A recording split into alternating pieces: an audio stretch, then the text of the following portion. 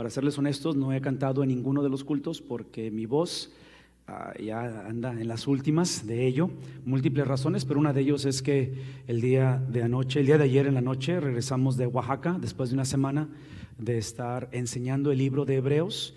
Estuvimos en el seminario bautista de ahí de Oaxaca y básicamente enseñé 8 horas por día. Empezábamos a las 8 de la mañana, 4 y media de la tarde terminábamos. Es un curso intensivo, pero lo cual disfruté y lo disfruto cada vez que lo hago, cada vez que me invita a alguien a enseñar y me encanta hacer esto.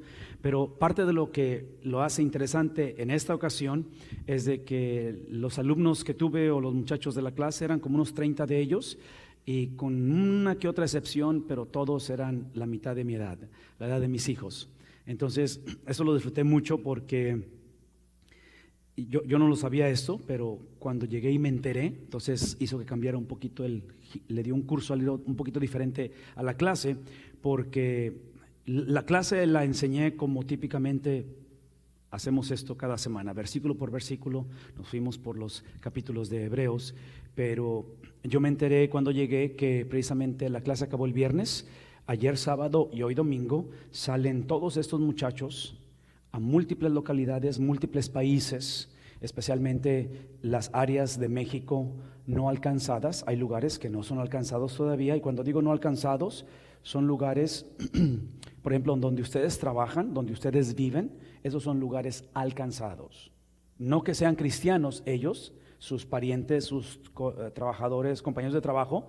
Estoy hablando de que ellos tienen acceso a ustedes, por lo tanto tienen acceso al Evangelio.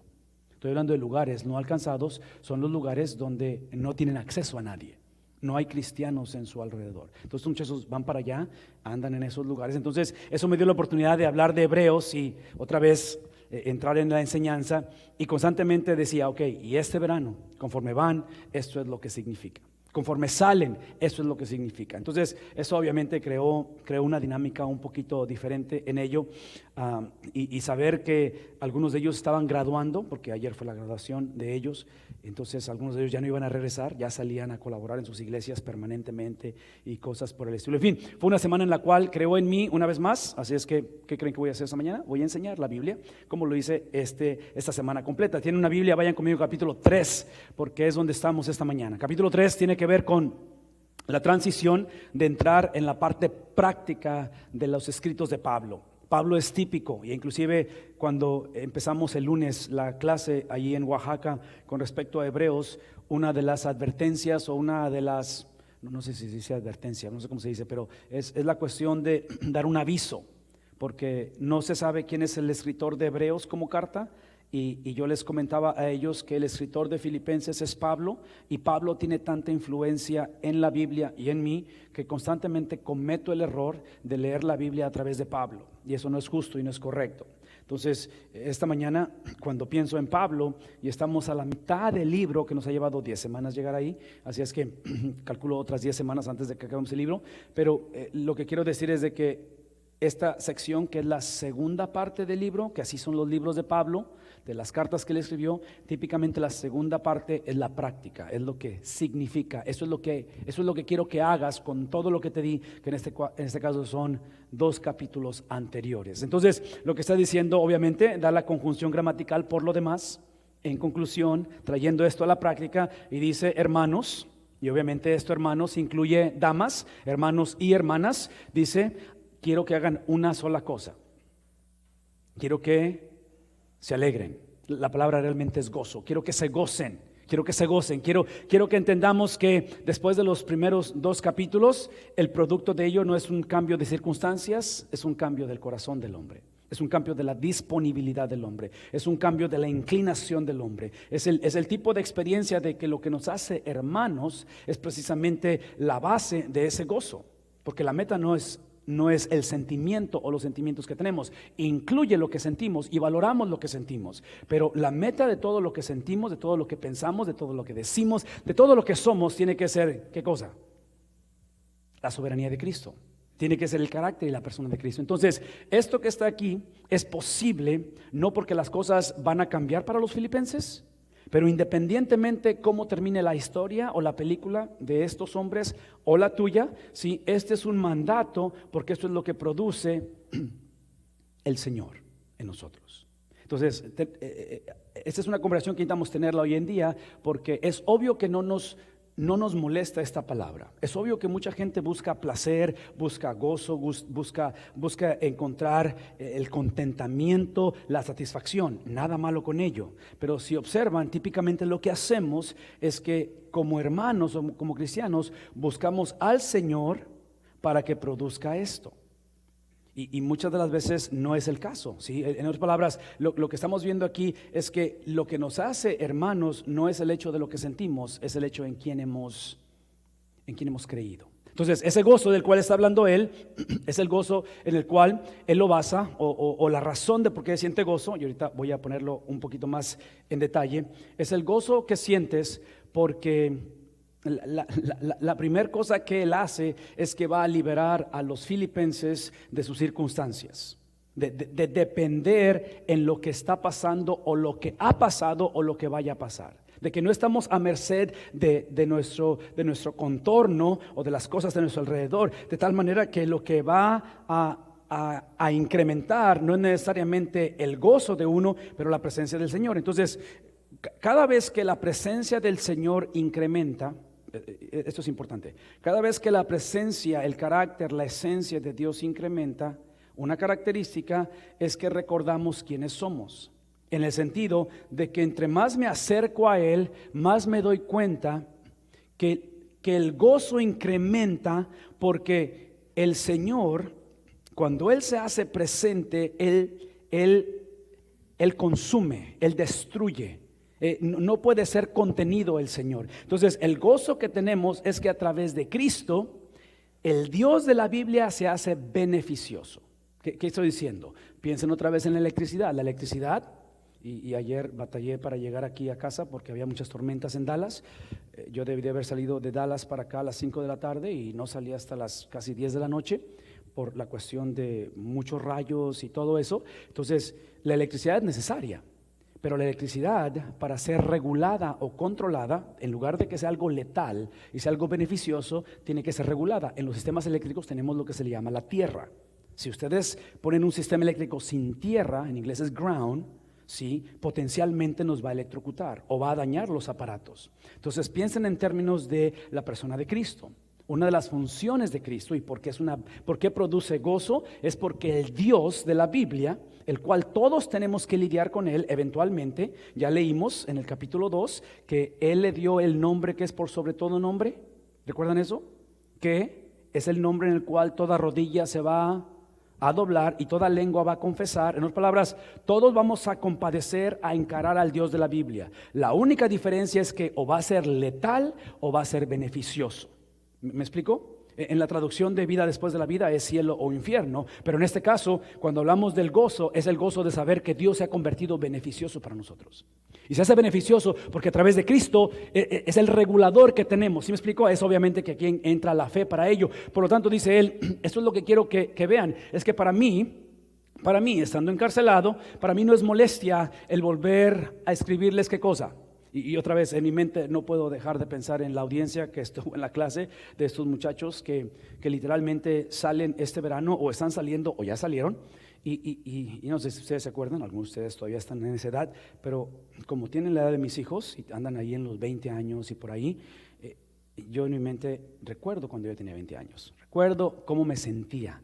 Recuerdo las fuerzas que tenía y recuerdo cuando vine a Estados Unidos, por ejemplo, con los sueños, con las ambiciones. Entonces, al punto que voy es esto, es que muchas de las veces como parte de esa juventud o parte de la inexperiencia, sentimos que a veces esta cuestión de sentir el gozo de Dios es algo novedoso, es algo nuevo que yo voy a recrear, que yo voy a, sí, el punto de Pablo es que está diciendo él, hey, parte de conocer y expander la esencia de Dios, la esencia de Cristo en mí, que produce ese gozo, es enfatizar lo que siempre hemos enfatizado, Que no haya distracción en nosotros, que el gozo se convierte el ancla porque está basado no en una circunstancia, sino en una persona, la cual independientemente cómo funcione esto, como les decía a los muchachos, porque hablé de esto constantemente a través de la semana, no importa lo que pase estas próximas 10 semanas, 11 semanas en los campos de servicio que van a estar, es entender que tiene que haber un enfoque bien claro en lo que hacemos y por qué lo hacemos. Por eso Pablo está diciendo, hey, no me molesta a mí escribirles lo mismo, enfatizar lo mismo. ¿Por qué? Esta es la razón, porque es que no a ti, ¿sí? Observen esto, aquí no es hermano o hermana, aquí es hermanos, incluyendo damas, que es el punto de que todo eso que estoy describiendo siempre es en el contexto de comunidad. Ok, traducción. Personas que se desvían de lo mismo, de la base, o se distraen de lo que es el evangelio, personas que eventualmente, en lugar de ver a Cristo como el amo, como el Señor, como el patrón, y cuando hacemos eso, nos vemos a nosotros mismos como patrones, como dueños. Nadie me va a decir a mí X. Y eventualmente, ¿qué es lo opuesto a alegrarse o de gozo? Luto. Es el tipo de personas que trágicamente abrazamos estos principios, pero en lugar de ustedes lo hago yo. Porque otra vez, traemos la subcultura en la que vivimos, donde vivimos una cultura individualista, ¿me explico? Donde todo es individualismo, donde tengo cierta relación con gente, pero no puedo compartir realmente la vida con ellos. El punto aquí es de que simplemente está hablando acerca de que el ver esto en comunidad, observa lo que sucede, es lo que produce el salvaguardarme. Me da un concepto de seguridad. ¿Por qué? Porque otra vez, viendo a estos jóvenes salir a las naciones, a diferentes países, a diferentes lugares en México, es obvio que la promesa no es que salen a lugares seguros, es que salen simplemente protegidos. ¿Sí ven la diferencia? Dios no promete lugares seguros. ¿Por qué? Porque existe el príncipe de este mundo, del aire, ¿verdad? Que gobierna y que la maldad es real. Simplemente lo que promete es que va a haber protección en medio de la maldad, en medio de la dificultad, en medio del luto, en medio de las circunstancias en las cuales, en lugar de enfocarnos en lo que sabíamos que íbamos a enfocarnos, eventualmente empezamos a distraernos. Entonces, el punto aquí es seguridad, el punto de aquí una protección. La pregunta es, ¿protegidos de qué? Esto es lo que somos protegidos. ¿Somos protegidos primeramente de quién? No de Satanás, porque Satanás es un instrumento en las manos de Dios, ¿verdad? En otras palabras, me he entendido, porque aquí es donde la nueva de los Avengers, que yo sé que algunos no la han visto, algunos la quieren ver, no sé, pero películas como los Avengers, películas como la del Exorcista, cuando salió en aquellos años y que algunos la han visto, no debieron de haberla visto, pero la vieron. En fin, el punto es esto: Hollywood constantemente presenta un dualismo, presenta esta experiencia donde la lucha es entre el bien y el mal. Sí, escuchen esto. Y pone en este contexto de bien y mal, pone como Dios y Satanás. Eso es un concepto no bíblico, porque no hay nadie que le haga frente a Dios. La lucha no es entre Dios y Satanás, es entre Satanás y su iglesia. Es entre Satanás y tu mente y mi corazón. ¿Me explico? Esa es la verdadera lucha. Por lo tanto, el temor o la seguridad que necesitamos, el salvaguardarnos, el protegernos, primeramente es de Dios.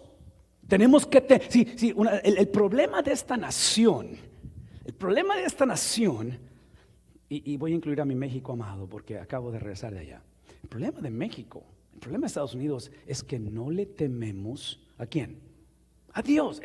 Y entre paréntesis, dije México, Estados Unidos, estoy hablando de la iglesia en Estados Unidos, de la iglesia en México. ¿Me explico? ¿Por qué? Porque la gente sin Cristo, la gente que no conoce el señorío de Cristo, la gente que solamente conoce experiencias de gozo circunstanciales, la gente que se distrae y que eventualmente está buscando un lugar seguro en lugar de protección, la gente sin Cristo no tiene punto de referencia de lo que es o quién es Dios. ¿Me explico?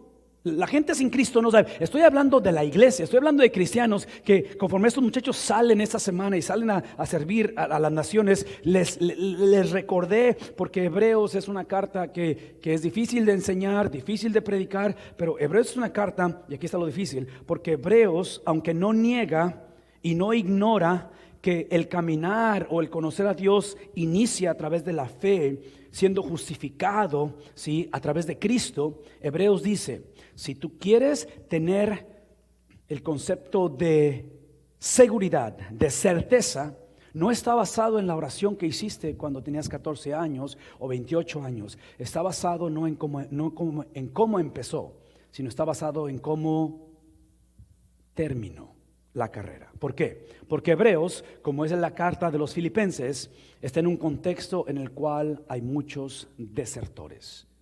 Hay personas que son salvos y no saben que son salvos en este tiempo, y luego hay personas que piensan que son salvos y al final no fueron salvos. Entonces tocamos temas, por ejemplo, esta semana como la apostasía, que está incluido en Hebreos. Entonces el punto aquí es que simplemente lo primero de lo que se nos guarda, o la primera protección que necesitamos, es literalmente de Dios, de temerle a Dios. La otra cosa es que es la protección de ¿quién?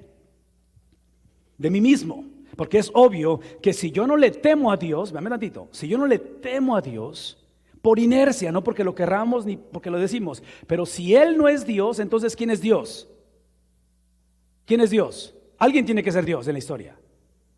Entonces yo soy Dios. Y no sé si se han dado cuenta de esto, pero ¿saben que tú y yo hacemos, si sabes que hacemos un muy mal Dios? Somos malos para ser dioses.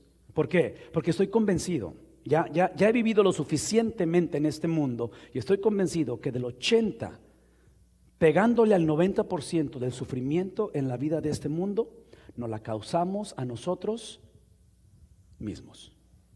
Así, seamos honestos.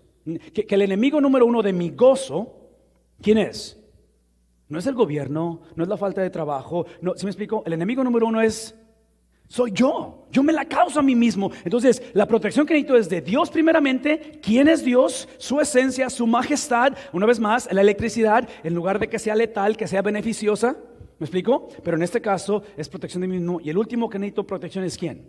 Del mal. Sí, necesito protección del mal. O sea, oré por los muchachos, oramos por ellos, los consagramos y pedimos la protección del Señor conforme salen a lugares nunca antes idos.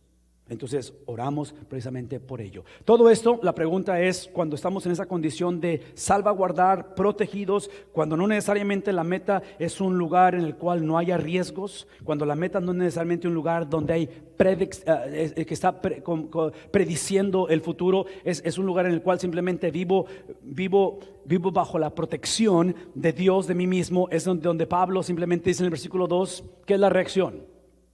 Es la situación en la cual, una vez más, como las circunstancias no cambian, a lo mejor el riesgo va a aumentar, a lo mejor la incertidumbre va a aumentar, a lo mejor el reporte del doctor no va a ser el más favorable. Vean esto, ¿sí? Lo que está diciendo él es que tenemos que cuidarnos. ¿Me explico? ¿Por qué? Porque aparentemente la iglesia, lo que estaba haciendo en ese tiempo, no se estaba cuidando. Y piensen en términos, una vez más, piensen en términos de que el no cuidarse es en un momento movernos del temor a Dios a simplemente no temerle a Dios, de no tomar en serio lo que Dios dijo de su persona. Tal vez lo que tenemos que cuidar muchos de nosotros es precisamente ¿de quién? De nosotros mismos. De no empezar a confundir de que si mi gozo está basado en el Señor, en lo que Él es, de que la fe no es simplemente tener la habilidad de creer en Dios, pero eventualmente, y la carta de los Hebreos lo va a hacer, eventualmente no es suficiente creer en Dios, pero hay que creerle a Dios. Las circunstancias me dicen que no hay Dios, pero es el momento en el cual Cristo me da la habilidad sobrenatural de creer lo que Él dijo que Él iba a hacer. ¿Me explico? Entonces, aquí es donde Pablo está diciendo, no está diciendo Pablo que tienes la habilidad de cambiar las circunstancias, simplemente que tienes que cuidarte de que, y otra vez, estando en México, uno de los temas que surgieron, porque es inevitable, surge la política, el gobierno. ¿Por qué? Porque México acaba de elegir presidente recientemente. Y vemos las repercusiones, sean buenas o sean malas, pero Estados Unidos, ya estamos en las conversaciones, obviamente, ¿verdad? Que van a empezar las carreras de los políticos para eventualmente lanzarse a la candidatura. ¿Qué es mi punto? Aquí está mi punto. De que en un momento dado, como cristianos, pensando en nuestros hijos, graduando de la high school, graduando del colegio, donde quiera que estemos, sí, pensando en esos jóvenes que salieron a las misiones, los 30 y tantos o los no sé cuántos eran en la clase, pero salen, es el entendimiento, y se los dije así abiertamente, como se los dijo ahorita a ustedes. El mandato es cuidarnos de que cuando navegamos la cultura, navegamos las iglesias, navegamos el ministerio, navegamos las relaciones interpersonales, cuando hacemos todo lo que hacemos, Pablo nos está diciendo: el reto no es que naveguemos, el reto no es que enfrentamos, y les decía a ellos, un montón de cosas que van a suceder este verano que no sabían que iban a suceder. El reto es navegarlas a través de la perspectiva, donde toda decisión que tomo, primeramente temo ¿a quién? Temo a Dios. Después, obviamente, tengo que cuidarme de mí mismo, protegerme a mí mismo, y eventualmente, obviamente, tomo a Satanás como lo que es, en lugar de poner la presentación de Hollywood, de que primero le tememos ¿a quién? Primero le tememos al diablo, cuando lo tratamos como si el diablo fuera un ser, una deidad, un ser divino. Sí, el diablo es instrumento. Jesús tiene control sobre el mismo infierno. Entonces, al pensar en eso, en mi mente, otra vez, traje esta conversación con ellos y la traigo con ustedes. Es el entender de que vivimos en tiempos en los cuales a nivel de gobierno es un reto lo que estamos viviendo. Va a ser súper interesante quién queda como presidente este próximo año en Estados Unidos, porque ustedes y yo sabemos que eso va a determinar un montón de... Quien quede como presidente en Estados Unidos, como lo es en cualquier otra nación, va a determinar la vida de miles de millones de personas que todavía no nacen. ¿O no?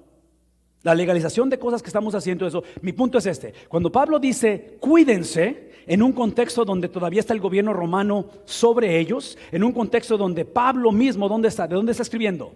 Desde la cárcel. En un contexto en el cual las cosas no son favorables, lo que Pablo nunca prometió es que el Estado o el gobierno iban a simplemente seguir a Dios o se iban a convertir al Evangelio. Lo que Pablo está diciendo: cuídense de que cuando naveguen el gobierno, cuando naveguen la situación que están viviendo, asegúrense que, una vez más, el señorío de Cristo sea engrandecido.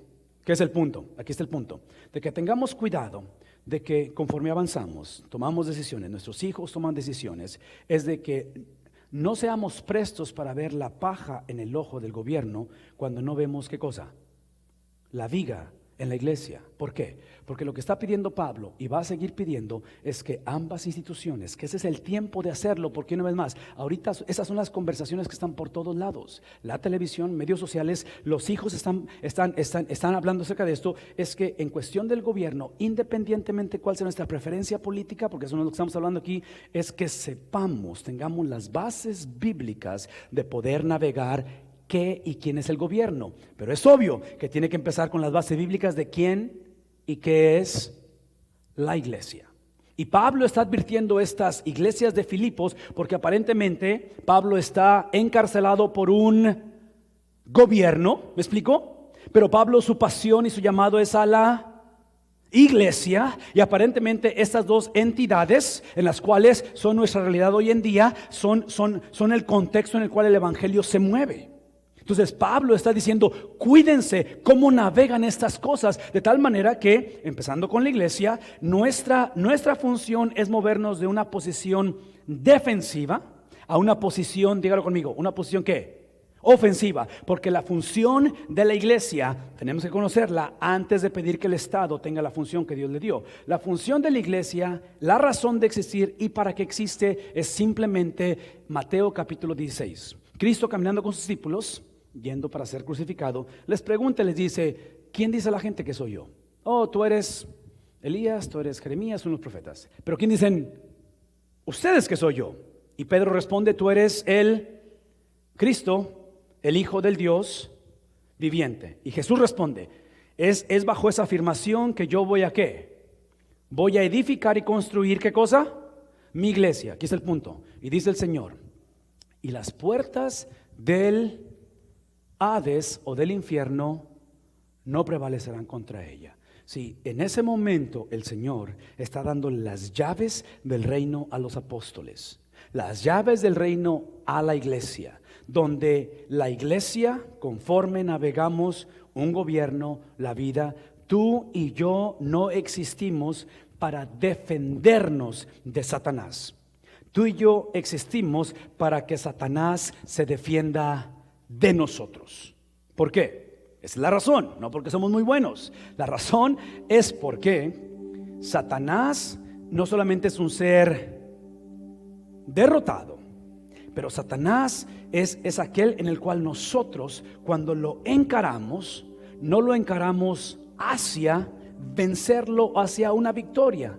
A Satanás lo encaramos desde una victoria. La victoria de aquel que dijo Pedro sobre esta afirmación: tú edificarás mi iglesia, ustedes no, dice él. ¿Quién la va a edificar la iglesia? Es el trabajo de él, es Cristo quien la edifica. Por lo tanto él dice: cuídense ¿de qué? Cuídense de la mala doctrina. Cuídense de que no se enfoquen en que esto cambie o esto cambie. Sí, el punto aquí es de que tanto el Estado como la iglesia sean navegados a través de ¿qué cosa? De una sana doctrina. Una sana doctrina en la cual tenemos que regresar a enfatizar que eso es lo que está llevándonos. Hay que cuidarnos, hay que aprender a que ese cuidado es de esos que hacen el mal. Hay que cuidarnos de aquellos que mutilan, ¿qué cosa?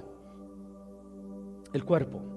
Y la razón que estaba hablando de esto es porque dentro de la iglesia había un grupo de personas que se les llamaba los judaizantes. Los judaizantes lo que estaban diciendo básicamente era esto. Estaban diciendo: estamos a favor del cristianismo siempre y cuando antes de que seas cristiano te hagas judío. Si tú te haces judío, es entonces que puedes ser cristiano. Entonces existía lo que se le llama el proselitismo. ¿Han escuchado esa palabra, proselitismo? Es la que se usa en el gobierno cuando piden que uno se cambie de partido, se cambie la camiseta. Entonces los judaizantes, o bueno, los judíos en general, los judíos por toda su vida, toda la historia de ellos, pedían tres cosas de aquellos que no eran judíos, que querían ser prosélitos, que querían unirse al judaísmo. Tres cosas. La primera de ellas era el bautismo por inmersión, pero no el bautismo de arrepentimiento, era el bautismo en que ellos mismos se bautizaban solos. Era un bautismo para entrar en ese club, en esa mentalidad. La segunda cosa tenía que ver con circuncisión, que obviamente desciende de Abraham. Pero la tercera era la cuestión de sacrificios en el templo. Y Pablo está diciendo: sí, esa es la doctrina no aceptada, porque ellos están mutilando el cuerpo. En mi mente estuve el viernes que salimos a dar la vuelta, me encontré con una boda y vi la boda en Oaxaca.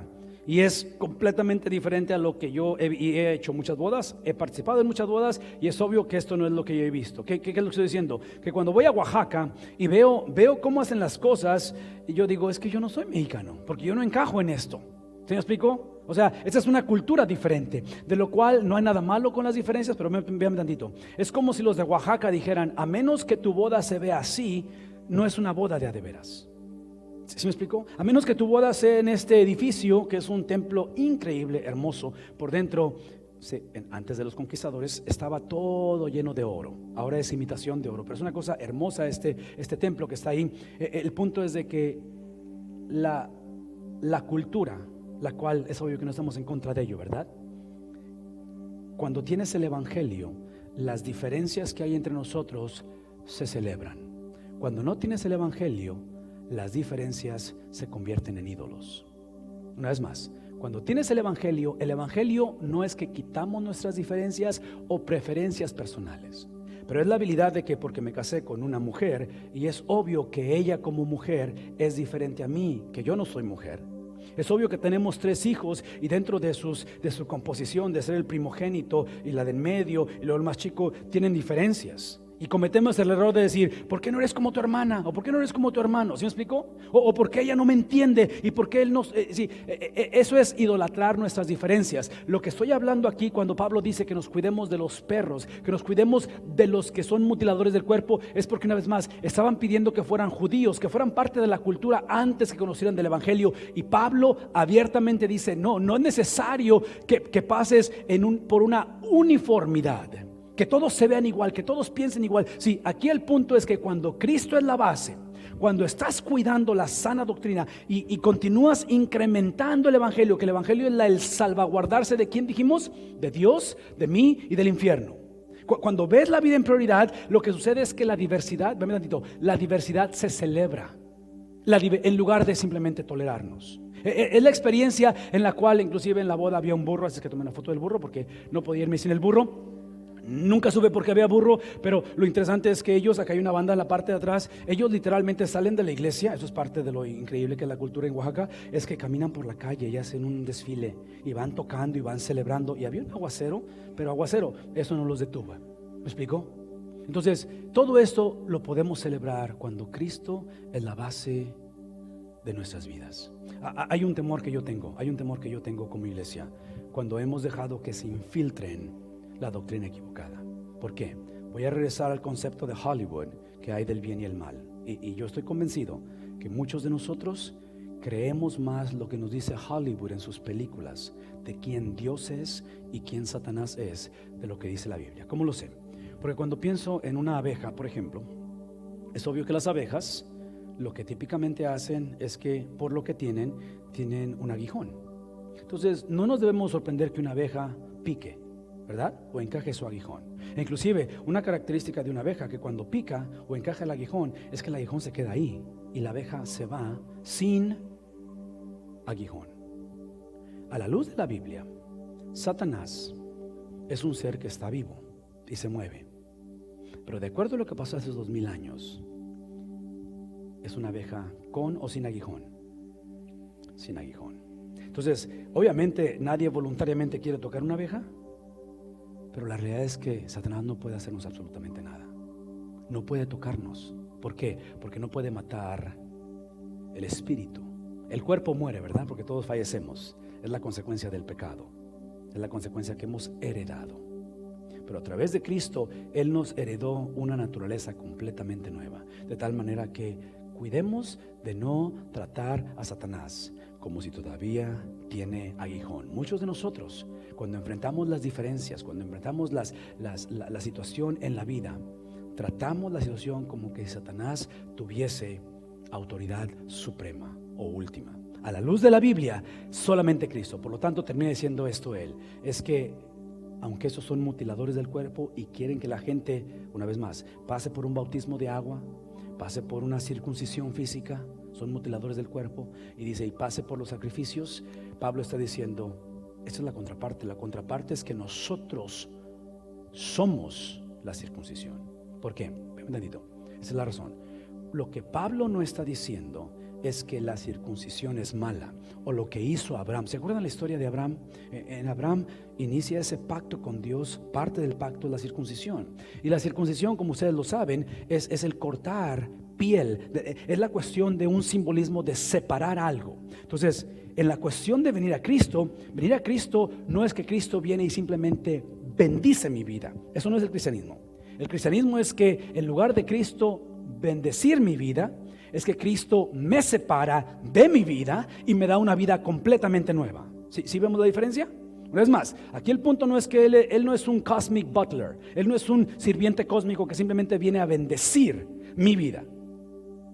Él viene y Él me da la habilidad, como en la circuncisión, de cortar, separar. Es lo que llamamos santificación. Pero aquí está lo interesante, porque eso es lo que pasa con Abraham.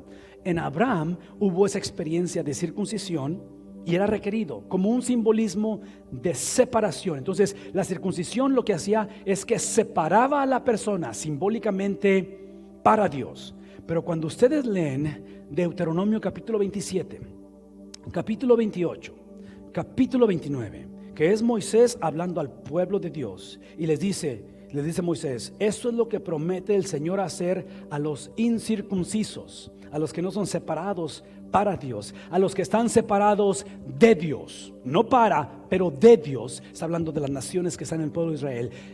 Moisés le dice, esta es la ira, lo que viene tras de ellos. Pero en esos mismos capítulos, Moisés le da la vuelta a la página y le dice, ustedes que fueron separados para Dios, si por alguna razón ustedes se separan de Dios, que habían sido separados para Dios, lo mismo que viene sobre esas naciones va a venir sobre quién, sobre ustedes, que es el punto de que lo que está batallando Pablo con estas filosofías en la iglesia es que convenencieramente tomaron las bendiciones o los privilegios de ser separado para Dios, la salvación, pero convenencieramente se olvidaron de qué cosa, de las responsabilidades, donde la separación para Dios no implica un amor incondicional que se traduce como una relación incondicional que podemos hacer lo que queremos. Está diciendo el apóstol Pablo, la práctica, lo que estamos hablando acerca de esta experiencia es de que el ritual es apropiado, nada malo con la circuncisión. La cosa es que ahora la iglesia es el Israel espiritual. Es lo que está implicando, de que la iglesia ha sido circuncidada no físicamente pero espiritualmente. Pero la iglesia, venme tantito, la iglesia o el cristiano o la familia que piensa que separación para Dios nunca va a experimentar separación de Dios, ese no es el cristianismo. Porque Hebreos nos enseña que una vez más, el cristianismo o la seguridad de la salvación no está basada en una circuncisión espiritual, está basada en lo que produce, y lo que produce es una perseverancia que el Dios que preserva evalúa hasta el final y terminar la carrera, de tal manera que el ritual es apropiado, pero es reflejado, es expresado en la actitud. ¿Por qué? Porque observen esto, esa circuncisión en nosotros, esa circuncisión basada en algo espiritual que transforma nuestra actitud, de que no somos separados simplemente para Dios, pero si no nos mantenemos en Cristo seremos separados, dígalo, de Dios. Es donde dice él, los que por medio del Espíritu de Dios, ¿qué es lo que hacemos? ¿Qué es el punto? De que esta gente se enfocaba en la adoración. Y por primera vez, importante que es la adoración, importante que es la circuncisión, importante que son los ritos, importante que era el sacrificio en el templo. Sí, acuérdense que Cristo no vino a quitar esas cosas. ¿Qué vino a hacer Cristo? A cumplirlas. Y en el cumplimiento de Cristo, Él no abolió la adoración. Él simplemente ayuda a la iglesia a entender que el punto de esto no es que adoramos. El punto de esto es a quién adoramos. El punto de esto es quién me da la habilidad de adorar. Cuando por muchos años el enfoque estaba en que adoramos. Entonces traduzcan esto en nuestras ideas de lo que es la adoración en este caso, o la oración, o el diezmar, o lo que sea. Todo eso es vehículo simplemente para entender que cuando te enfocas en lo que haces en lugar del objeto de lo que haces, es que en un momento dado, ¿qué es lo que terminamos haciendo? Enorgulleciéndonos. Y Pablo está diciendo, cuando la circuncisión es espiritual y no es simplemente lo que hacemos, porque una vez más voy a decir esto, es el ritual apropiado. Somos circuncidados, separados para Dios. Pero tiene que producir ¿qué cosa? Una actitud, porque la actitud es el producto de lo que somos. Por lo tanto, observen esto. Ahora nuestro enorgullecernos es literalmente ¿en quién? En lo que Cristo se enorgulleció. Y aquí está la pregunta: ¿en qué Cristo basó su orgullo? Porque es inevitable, inclusive cuando pensé en orgullo no sabía cómo ilustrarlo, y en mi mente pensé en Conor McGregor, porque no sé si saben quién es él, pero él así camina cuando anda en el ring, orgulloso, donde se cree o piensa que es invicto. Y Pablo está diciendo, si lo que hace el evangelio no es que quita el orgullo, eso no es lo que dice el evangelio, ¿sí? La humildad del ser humano es reemplazar el orgullo con el orgullo de Cristo. Y es obvio que cuando hablo del orgullo de Cristo, el orgullo de Cristo es Isaías 53. Es el capítulo 2 de Filipenses, que estando en la condición de Dios, ¿qué es lo que hace? No consideró igualdad con Dios como cosa que aferrarse, sino ¿qué es lo que hace? Él se da a sí mismo para que el hombre tenga la habilidad de caminar a través del poder sobrenatural de Cristo. De tal manera que esta mañana simplemente tenemos que abrazar lo que hace Cristo ser Cristo, y no ponemos nuestro orgullo ¿en quién? En nosotros, sino que ahora caminamos de una manera diferente. Por eso yo mismo tengo motivos para enorgullecerme, para caminar como Conor McGregor, para tal confianza. Si cualquier otro piensa tener motivos, dice para confiar en esfuerzos humanos, yo tengo aún más.